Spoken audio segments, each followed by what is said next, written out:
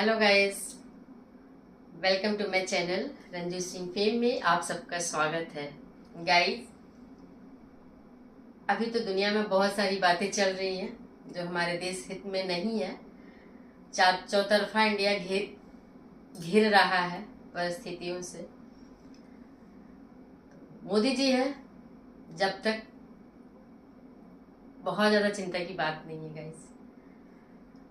तो आज हमारा और आपका एक स्पेशल टॉपिक पे बात होगा और सलाह आपकी भी चाहिए मुझे, और वो आप देंगे कमेंट में। तो गाइस, बात हम उस पे कर रहे हैं, बेटी और दामाद, बहू और दामाद। मतलब जैसे कि किसी के घर में वही बेटी बहू बन के जाती है, जिसके घर में वो बहू बन के जाती है उस घर का बेटा किसी के घर का दामाद होता है। ठीक है, ये एक परंपरा है जो सदियों से चली आ रही है, जमाने से चली आ रही है और आज भी कायम है।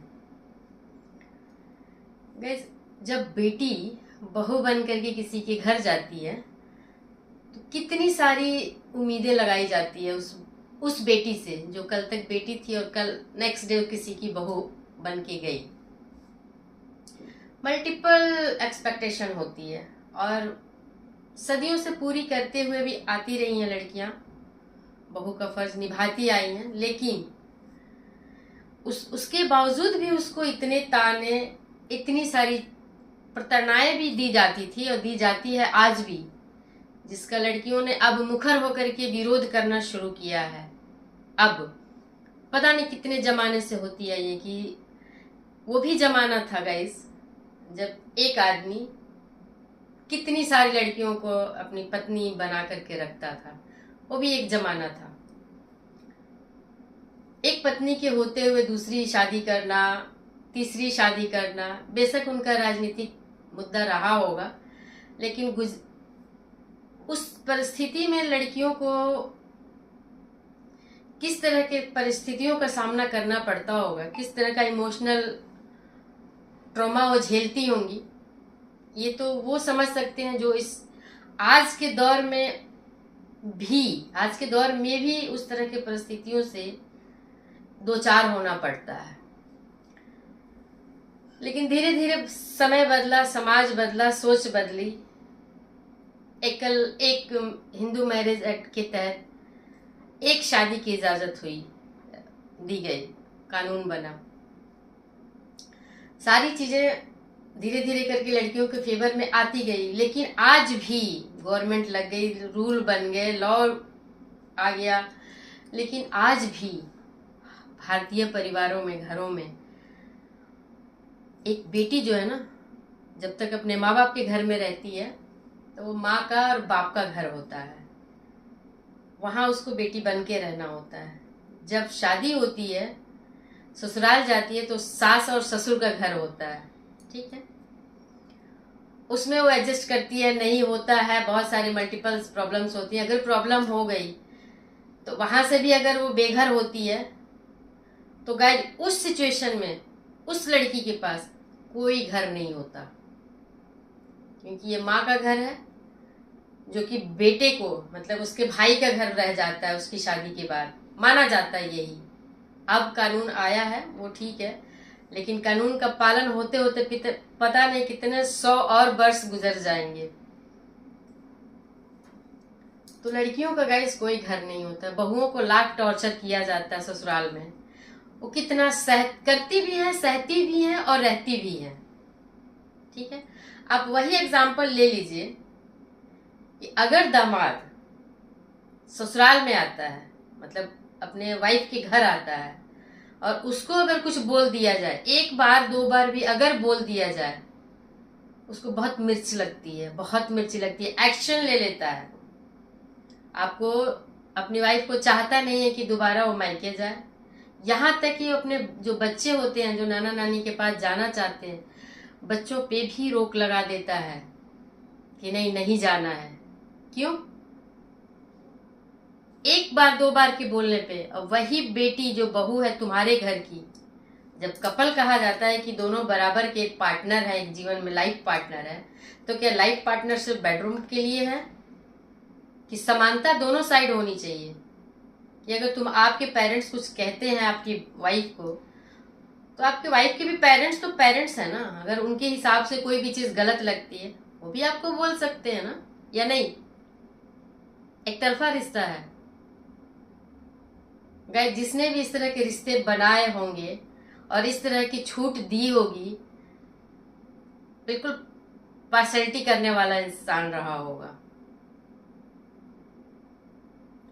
आप खुद देखिए कि किसी भी दामाद को आप 2-4 बात बोल के देखिए। लड़कियां तो ससुराल में मार खा के भी रह रही हैं, रह जाती हैं, निभाती हैं, लेकिन दामाद नहीं। अब दामाद को मारना तो दूर, कुछ उल्टा और टेढ़ा बोल के देखिए, और देखिए कि आपको बोल करके देख करके प्रैक्टिस करने की जरूरत नहीं है। जिनके साथ आपके आस पास इर्द गिर्द कहीं भी कोई ऐसी घटना हुई हो, तो आप देखिए, चाहे सुनने को मिला हो या देखने को मिला हो, तो आप देखिए कि उस दामाद का क्या रिएक्शन होता है। तो आज भी हमारे समाज में ये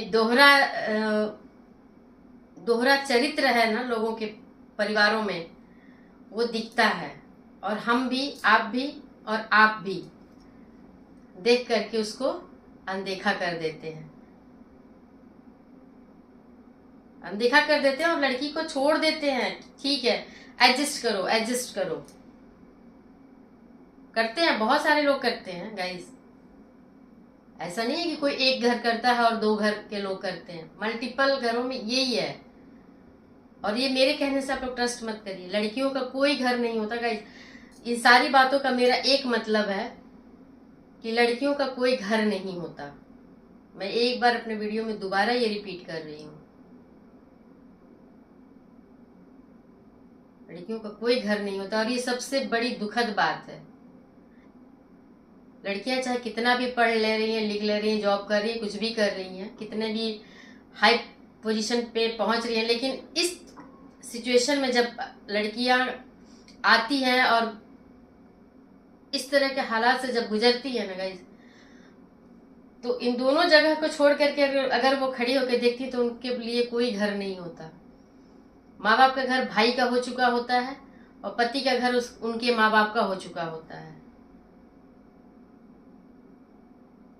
तो गाइस, इसलिए लड़कियों का अपने पैरों पे खड़े होना और अपनी सेविंग को सेव करना, ये बहुत इम्पोर्टेंट है और आज की ज़रूरत है, आज की ज़रूरत है। तो जो भी पेरेंट्स हैं, अगर मेरी बात से सहमत हो, लड़कियां हैं जो भी मेरी बात से सहमत हो, अगर मेरी बात आप लोगों को लगती है कि ये गलत है, तो प्लीज़ आप कमेंट ज़रूर कीजिए। आपकी क्या राय है इसमें, वो आप ज़रूर शेयर करें गाइस, क्योंकि मुझे कुछ कुछ मुद्दे दिखते हैं, समझ में आते हैं, तो मैं आप लोगों से शेयर करने आती हूँ वीडियोज़ के माध्यम से। रिप्लाई मैं चाहती हूँ कि क्या आप लोगों के हिसाब से भी ऐसी बातें हैं या सिर्फ मेरा अपना नज़रिया है। तो उम्मीद करती हूँ कि आप लोग कमेंट के माध्यम से ज़रूर मुझे अपनी राय मुझ तक पहुँचाने की कोशिश करेंगे। तो बाय बाय गाइस, बहुत छोटा सा वीडियो था, मुद्दा एक ही था कि लड़कियों का कोई घर नहीं होता। अगर दामाद के साथ आप थोड़ा सा भी टेस्ट करके देख सकते हैं, लेकिन रिस्की होगा टेस्ट, तो करके देखिए कि लड़कियों की क्या स्थिति है और दामाद की क्या स्थिति है। बाय बाय गाइस, मिलते हैं नेक्स्ट वीडियो में।